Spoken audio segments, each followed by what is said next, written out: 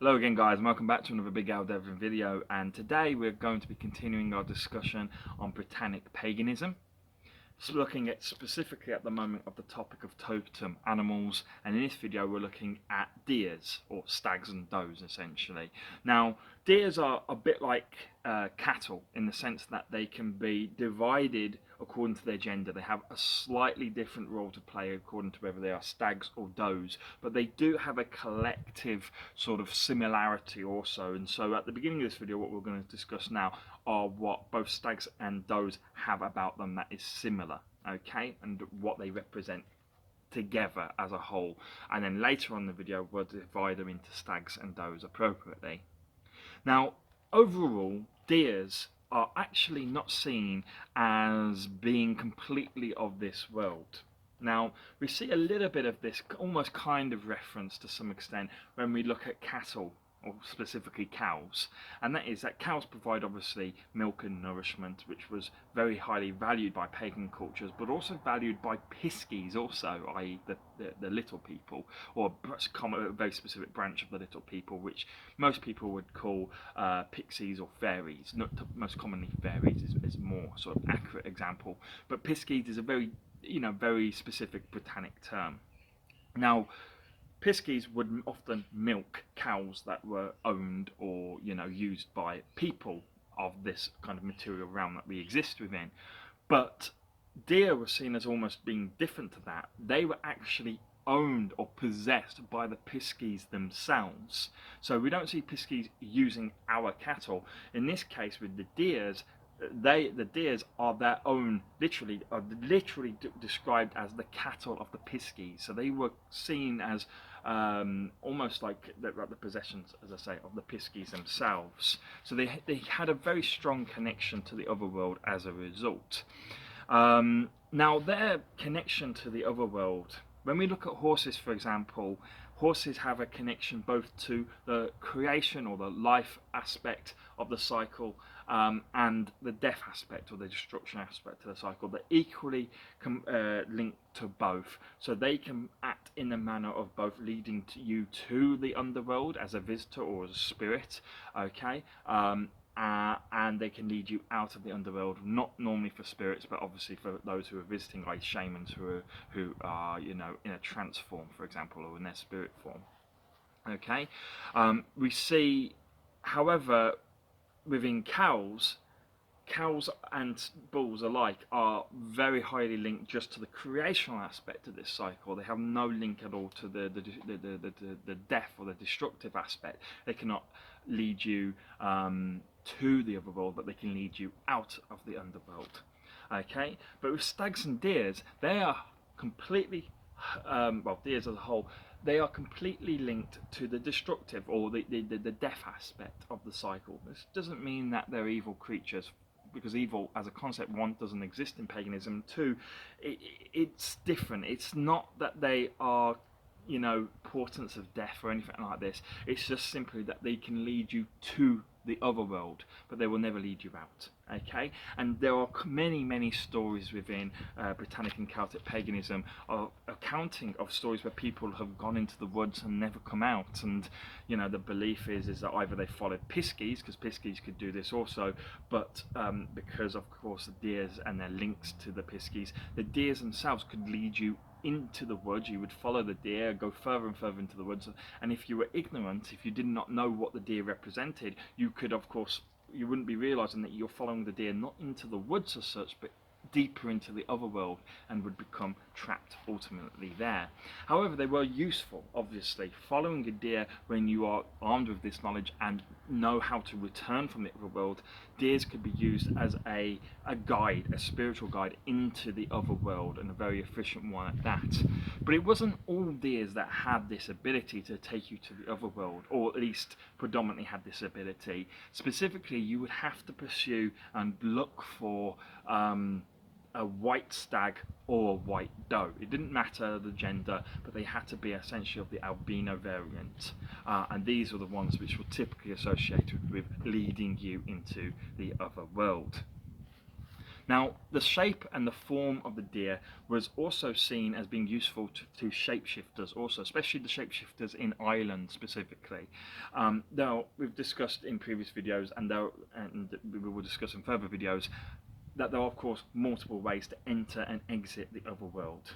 But the way that a lot of Irish shapeshifters traditionally would have entered the otherworld was that they would have first transformed them or shapeshifted themselves into the form of a deer, and they would use that as a connection to the otherworld to find their way into the otherworld. Just by simply transforming into that of a deer, they kind of gained some of those otherworldly qualities that the cattle of the Piskies were believed to have.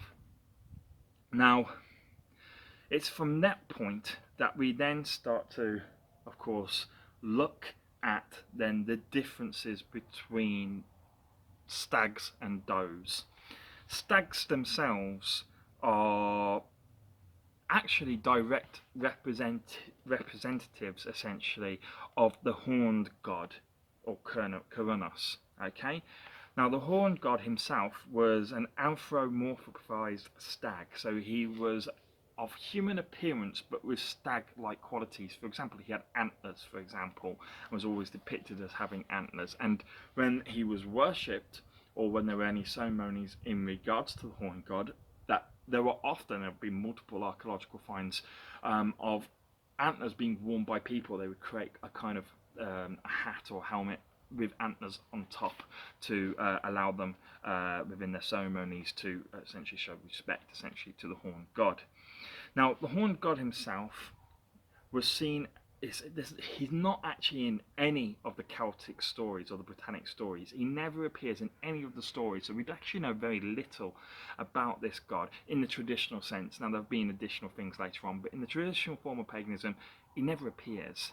He's only really kind of mentioned, but he never actually appears as an active role in any of the stories. However, he was known to be the god of plenty, the god of fertility, and the lord of all beasts.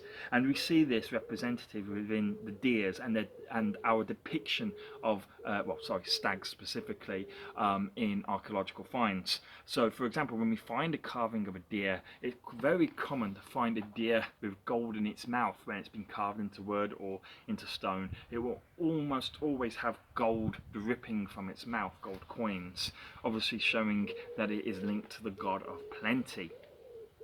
And of course, just like how the horned god is also the god of fertility and the lord of beasts, we see this represented in the idea of the stag also. The stag is seen as being the most noble and most honourable of all the beasts, of all of the animals.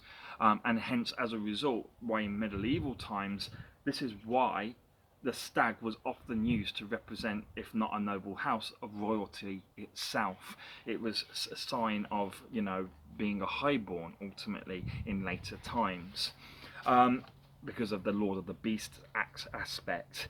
And of course, it was also a major sign of fertility, specifically male fertility. However, the stag was also linked into much more sort of poetic elements than just simply those aspects itself. The antlers of the stag were seen as being directly linked to the cycle of the seasons themselves. So the progression from spring into summer, and then the eventual waning of summer into autumn and then winter, was seen as being reflected, of course, within the growth and the shedding of the antlers of the stag, which would then regrow the year after.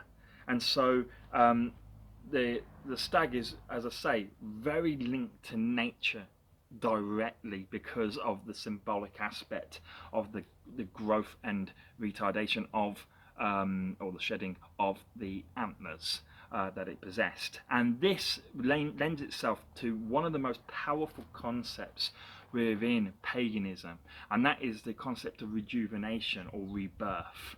This is one of the most powerful concepts within paganism. because it represents essentially the flow of life into death, but then the flow of death back into life, the life cycle again, as we've described. And it's represented not only through deer but also through very specific drawings also, where there is a kind of like a continuous circuit, and it's often represented through the drawing of a serpent, i.e. the old word for dragon, biting its own tail and locking itself into a continuous spiral or circle. In fact, if I just show you this, I don't often show my tattoos in these videos, but you can actually see how the dragon is all spiraled up, but there is a continuous spiral on my arm, and that's exactly what that represents. In the same way that stags represent that kind of rejuvenation, rebirth, that symbol also represents it, and it's a very, very sort of sacred and powerful symbol within paganism. Now, the other thing that, of course, the stag is linked to is, of course, the hunt.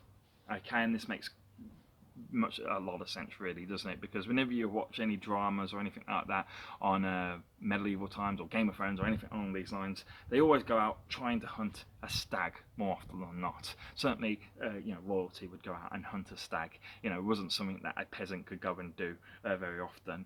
Now, this was the same, obviously, back in more ancient times when paganism was more at its roots. The stag and the deer as a whole was one of the primary things that you would hunt. Now, bear in mind, paganism actually predates farming. Okay, so farming is sort of the beginning of the Neolithic period, but prior to that, which is roughly about 6,000 years ago, prior to that, we were hunter-foragers, and the hunt thus was a very, very, very important aspect of keeping alive, of feeding yourself and your family and your kin. And so doesn't take a great leap of sort of logic to obviously understand how the concept of the hunt and the concept of the stag as a result, what you were hunting predominantly, became linked with life itself. And so there's the hunt, or more specifically, the knowledge of how to hunt, or the knowledge of the hunt and the knowledge of what you're hunting, became very quickly linked irrevocably to the not only life, but the knowledge of life, the understanding of life, and thus knowledge and understanding equals, of course, the wisdom of life and the pursuit of wisdom. So the pursuit of the stag, i.e. the hunt, became to represent, in a symbolic but also in a very real sense to the early pagans, also the pursuit of wisdom. And this again is another very powerful symbol and concept within paganism. There's not a lot of commandments, or no commandments within paganism, but there's not a lot of sort of parts within paganism where you're expected to kind of do certain things. But the pursuit of wisdom is one of those things as a pagan, because it's self-betterment and it lifts you to higher planes. And so the pursuit of wisdom is something very important to pagans, and the stag directly represents that through the concept of the hunt. Now, we will consider other qualities that the stag represents, but from here we'll just look quickly at the doe, because then what we'll do is we'll consider the qualities that both the stag and the doe can represent, perhaps in people and other aspects also together at the same time. So the doe was really one of the interesting things about the doe is that the doe was never really strongly considered within paganism until, in theory, the goddess of deers was born, or created more to the point. And the story of the creation of the deer goddess was when one of the wives of an Irish hero called Finn was forcibly turned into a fawn. Her name was Subscibe, which is a very common Irish name actually, and it's spelt, for those who are interested, Sadbh, but pronounced Subscibe.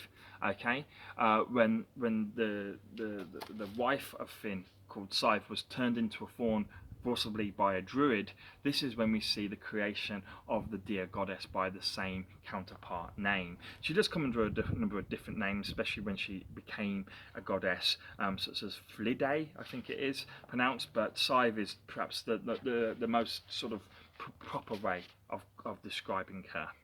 Okay. Now, other than that, really, those aren't really considered beyond the fact that obviously they are spiritual guides into the other world. So, but they do possess certain qualities, and this is where we're going to talk about the stag and the doe as counterparts and at the same time. So the stag itself represents not just nobility, but solitary nobility.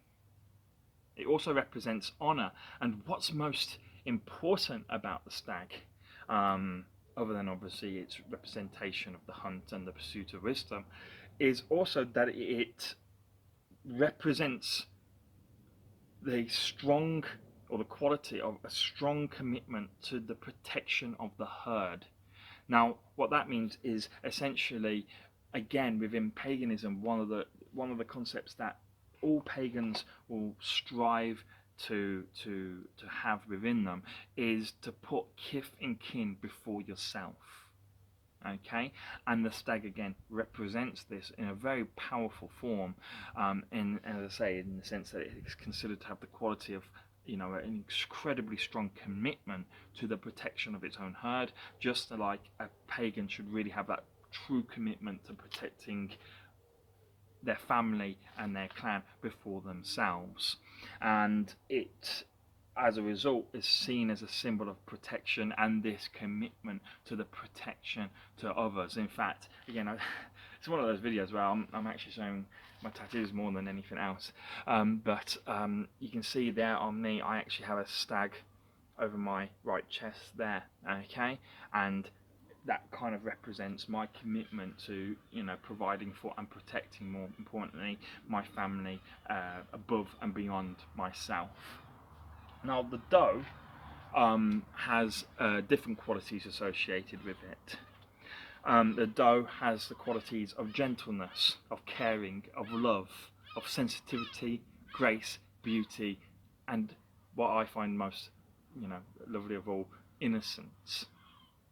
But the deer itself has a powerful quality about it, which, you know, within pagans, when they use magic, for example, if they use parts of a deer within their magic, or sorry, a doe, for example, it's said to obviously be sort of the magic is supposed to take on these qualities that a doe typically has, and that is that a doe can have, due to its keen senses.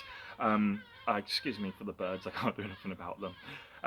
But the doe has essentially, through its keen senses, the ability to see through all illusions and all chaos. As I say, pagan magics can take sort of advantage of that and try to bestow it upon you when you, for example, you want to see through someone's lies, or when you're going through a particular turbulent time, you can see perhaps the path through the chaos. And you can see through the illusions of a lie or a deceit, for example. And that's really what the deer truly represents, is the ability to see through illusions and chaos.